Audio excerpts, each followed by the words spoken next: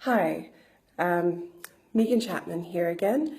Thanks so much for all the positive and constructive feedback I was given for last week's video. I'm here again this week. It seems like perhaps this feature will happen on Tuesday morning. So here I am again in my studio, and I thought I would just do a quick kind of, this is what's going on in my mind, this is what I've seen, and throw it back to you. Again, I do want to thank everyone who viewed the video, who sent me comments, messages. I really appreciate it. It got a stronger reaction and stronger feedback than I was expecting. So obviously Facebook apparently really likes it when you use their in-house video feature and it gets shown to more people. As I'd heard from one artist that, she's followed my page for quite a long time, but she rarely sees my posts, but the video she saw right away. So it seems to be a good way of reaching you all, connecting with you all, and letting you know I'm here and sharing my work with you. So onwards on the path we go. Behind me, I've got several things going on, and I kind of wanted to just talk about that in general. When I was trained at school, at university, we were, of course, encouraged to create a very kind of strict body of work, and we were always told, to make sure that one body of work is cohesive and, it wasn't so much about what all we could do, it was just to fine-tune this one body of work. And of course, for the last 20 years, I've worked exclusively as an abstract painter. Sometimes my work may have words in it, sometimes it has stitching in it, sometimes it has collage elements in it, but the overall effect is completely abstract. And I stay almost, in my mind, perhaps just a wee bit rigid in this idea of this cohesive, consistent body of work. And while I do see the value in it and I enjoy exploring, and I always try to challenge myself and break out of that, yet still within that line, whether it's color work or black and white or monochromatic or whatever, you can still tell it's my work.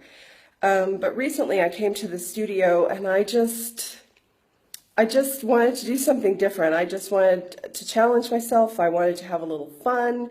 I wanted to take a break from the shapes and things like that. And so this face that you see hovering behind me with the missing eye, that's one of the things that came out of this, coming to the studio just in the spirit of exploration and playing almost and fun. I think sometimes as a professional artist, after a while, you forget about that spirit of fun, that spirit of exploration and play. So she came, she came from that experience, and I was like, wow, that's pretty weird. And I was hesitant to even show it to people. And then this lady showed up like a week after, and I really enjoyed working on her. And again, I was hesitant to show people, but then of course people respond to it because I think people respond to faces in general. It's why things like videos get seen on Facebook, or why selfies become so popular, is because people can relate to a face. They can relate to something with eyes, whereas they can't always relate to, an abstract shape. And the reason this is on the wall is because this is a piece of newsprint, and it's one of my techniques, because somebody had mentioned they'd like to see more of my techniques and process.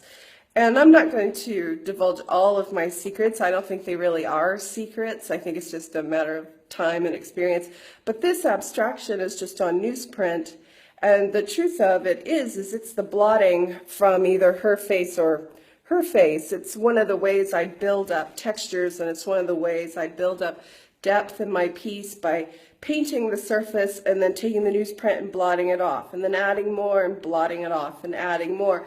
But the interesting thing is that then I also get to kind of create these monoprints or one-offs on this newsprint that I just personally enjoy, because I like the haphazard nature of them.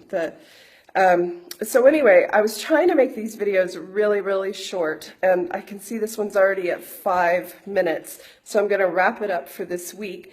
I do want to say thanks for the film recommendation. I saw a brilliant Joan Mitchell documentary this week because of this video and your recommendation. If you can find it online, do. It's just perfect.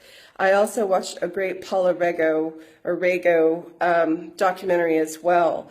So those were two brilliant documentaries I watched this week, thanks to feedback from you all. So I really do appreciate your suggestions. So please do keep them coming. And after we kind of get this kind of, the formalities of all this and the introductions of all of this, I think these videos will be sharper and quicker, and we'll get to the point of things, and we'll get to exchange more information and more thoughts and ideas. But yeah, so here I am. Deviation, abstraction, fun, play, and then your feedback and exchanging ideas. That's where I'm at today. That's where I'm at this week in the studio. We'll see what comes next week. I hope you all are doing great out there. I hope you had a lovely Easter holiday if you celebrate Easter. If not, I hope you are enjoying the spring. So take care and talk soon. Bye.